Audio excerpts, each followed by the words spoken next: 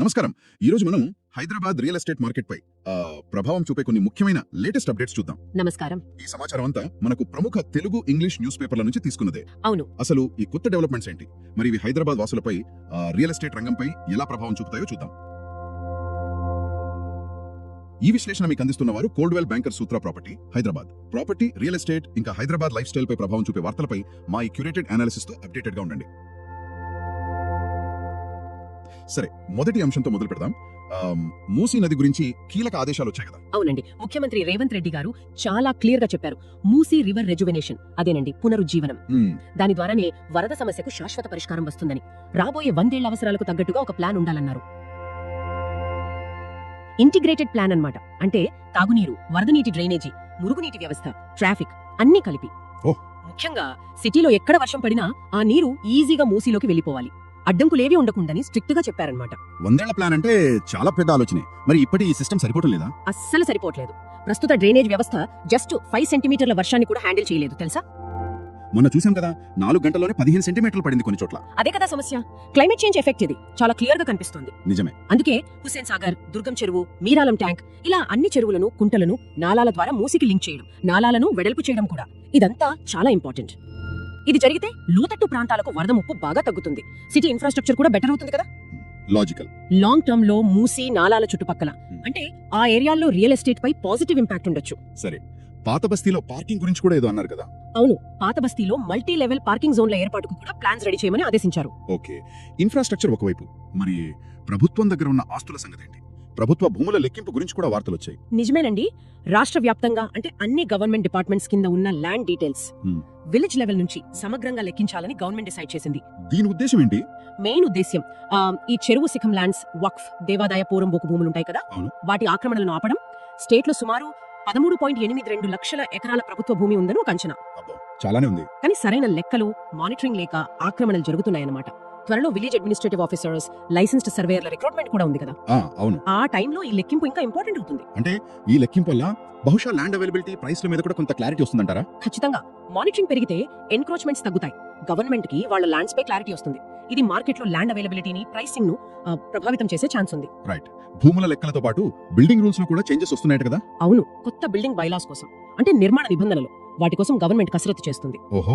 దీనికోసం వేరే స్టేట్స్ అంటే మహారాష్ట్ర, ఢిల్లీ, కేరళ, తమిళనాడు, ఇంకా సింగపూర్, జర్మనీ లాంటి దేశాల్లో ఉన్న బెస్ట్ ప్రాక్టీసెస్ ను స్టడీ చేయడానికి ఒక కన్సల్టెన్సీని కూడా పెట్టారు. మరి ఇప్పుడున్న రూల్స్ లో ప్రాబ్లమ్స్ ఉన్నాయా? వీటిలో కొన్ని ఇష్యూస్ ఉన్నాయని, ఇంకా సెంట్రల్ గవర్నమెంట్ 2016 లో తెచ్చిన హౌసింగ్ యాక్ట్స్ కి తగ్గట్టు లేవని కూడా అంటున్నారు. అలాగా? అంతేకాదు, జిహెచ్ఎంసీ, హెచ్ఎండిఏ మాస్టర్ ప్లాన్స్ మధ్య కోఆర్డినేషన్ తీసుకురావాలి. వీటన్నిటినీ కలిపి నిర్మాణ అనుమతులు 2025 ను ఈ ఇయర్ ఎండింగ్ కల్లా తేవాలని టార్గెట్. ఇది కన్స్ట్రక్షన్ సెక్టర్ పై, అర్బన్ ప్లానింగ్ పై పెద్ద ఎఫెక్ట్ చూపించవచ్చు. అవును, ఖచ్చితంగా. సరే, రూల్స్, ల్యాండ్స్ ఇవన్నీ ఒకెత్తు, అసలు మార్కెట్ లో డిమాండ్ ఎలా ఉంది? ముఖ్యంగా ఆఫీస్ స్పేస్ గురించి దేశవ్యాప్తంగా ఒక పెద్ద మైల్ స్టోన్ అంటున్నారే, హైదరాబాద్ రోల్ ఏంటి ఇందులో? అది నిజంగా చాలా ఇంట్రెస్టింగ్ డెవలప్మెంట్ అండి. ఇండియాలో ఆఫీస్ స్పేస్ అంటే కార్యాలయ భవనాల విస్తీర్ణం 100 కోట్ల చదరపు అడుగులకు దగ్గరైంది. 1 బిలియన్ స్క్వేర్ ఫీట్. 1 బిలియనా? అవును. గ్లోబల్ గా మనం 4th లార్జెస్ట్ ఆఫీస్ మార్కెట్ అయ్యాం. ప్రస్తుతం 8 మెయిన్ సిటీస్ లో 993 మిలియన్ స్క్వేర్ ఫీట్ ఉంది. టాప్ ఎవరు? Bengaluru 229 million, NCR 199 million, Mumbai 169 million. ఈ మూడింటిదే 60% షేర్ ఉంది. మరి మన హైదరాబాద్ 123 మిలియన్ చదరపు అడుగులతో 4వ స్థానంలో ఉంది. పుణే, చెన్నైలతో కలిపితే ఈ 3 సిటీస్ వాటా ఒక 33% ఉంటుంది. 4వ స్థానం అంటే గ్రేటే. మరి గ్రోత్ ఎలా ఉంది? హైదరాబాద్ గ్రోత్ రేట్ ఇయర్లీ 9.2%, దేశంలోనే హైయెస్ట్. అదెలా? ఎందుకంటే ఇక్కడ గ్రేడ్ ఏ ఆఫీస్ బిల్డింగ్స్ బాగా అవైలబుల్ గా ఉన్నాయి, 68%. మెయింటెనెన్స్ కాస్ట్ తక్కువ, స్కిల్డ్ హ్యూమన్ రిసోర్సెస్ దొరుకుతున్నారు, రెంట్స్ కూడా రీజనబుల్. యావరేజ్ గా చదరపు అడుగుకు 84 రూపీస్ అంతే. ఇవన్నీ ఎంఎన్సీల్ని, జీసీసీల్ని బాగా అట్రాక్ట్ చేస్తున్నాయి. ఫస్ట్ బిలియన్ స్క్వేర్ ఫీట్ చేరడానికి 20 ఏళ్లు పడితే నెక్స్ట్ బిలియన్ అంటే 2036-41 మధ్య చాలా ఫాస్ట్ గా యాడ్ అవుతుందని ఎక్స్పెక్ట్ చేస్తున్నారు. ఇది కమర్షియల్ మార్కెట్ కే కాదు, రెసిడెన్షియల్ రియల్ ఎస్టేట్ కు కూడా మంచి బూస్ట్ ఇస్తుంది కదా. అవును, తప్పకుండా. ఆఫీస్ స్పేస్ పెరుగుతోందంటే ఉద్యోగాలు, నివాసాల అవసరం కూడా పెరుగుతుంది. ఈ కాంటెక్స్ట్ లో ఇందిరమ్మ ఇళ్ల పథకం గురించి కూడా ఒక అప్డేట్ వచ్చినట్టుంది. అవునండి, రెవెన్యూ మినిస్టర్ పొంగులేటి శ్రీనివాస్ రెడ్డి గారు అనౌన్స్ చేశారు. ఇందిరమ్మ ఇళ్ల స్కీమ్ ని స్టేట్ లోని అన్ని అర్బన్ ఏరియాలకు ఎక్స్టెండ్ చేస్తున్నారట. అన్ని అర్బన్ ఏరియాలకా?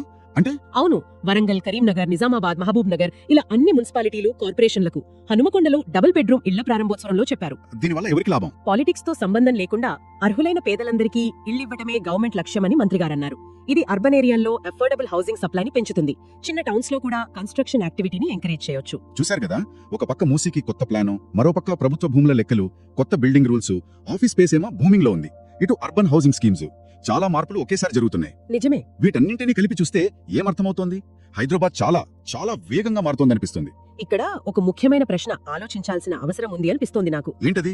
ఇంత భారీ స్థాయిలో ఇన్ఫ్రాస్ట్రక్చర్ మార్పులు అంటే మూసీ, డ్రైనేజ్ సిస్టమ్స్, కొత్త కన్స్ట్రక్షన్ రూల్స్, హౌసింగ్ స్కీమ్స్ పెరుగుతున్నాయి, కమర్షియల్ గ్రోత్ ఏమో దూసుకుపోతోంది. హ్మ్.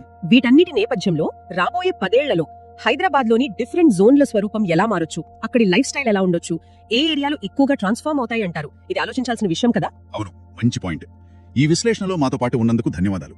గుర్తుంచుకోండి, ఈ అనాలిసిస్ మీకు అందించింది Coldwell Banker Sutra property, Hyderabad. మరో ఆసక్తికరమైన అంశంతో త్వరలో కలుద్దాం.